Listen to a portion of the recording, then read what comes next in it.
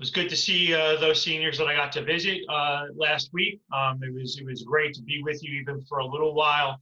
And I want to thank you all for the really beautiful emails that you sent to the faculty and to me. You know, the thanks are not really necessary, but it's appreciated. We had to find a way to tell you that we haven't forgotten you and that we do love you. And you've been strong so far, and I know you'll be strong going forward. To those of you who have projects due, I hope you get to work on them. I did want to leave you with one thing. If we were together for graduation rehearsal, I have the privilege of being the last person to address you as a group before we see you at the cathedral.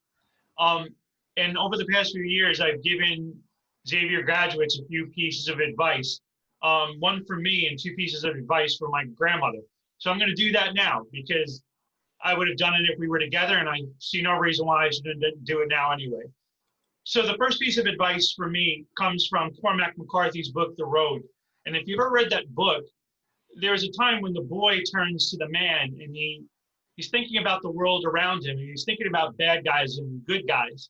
And he asks the man, he says, but we're the good guys, right?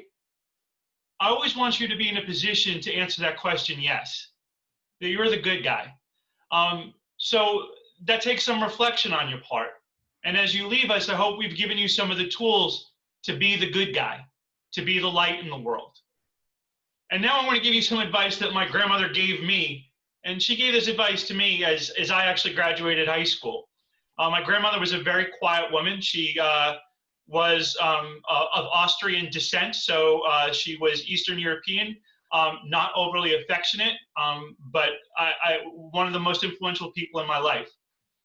She said to me as I was about to leave for my graduation at Madison High School, Michael, I just want you to know you're a good person, but I also want to let you know that the world doesn't owe you anything except a kick in the behind. But you owe the world so much more.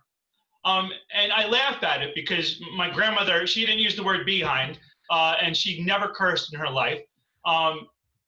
And it really struck me that she knew that I was going to go out into a world that wasn't going to be easy.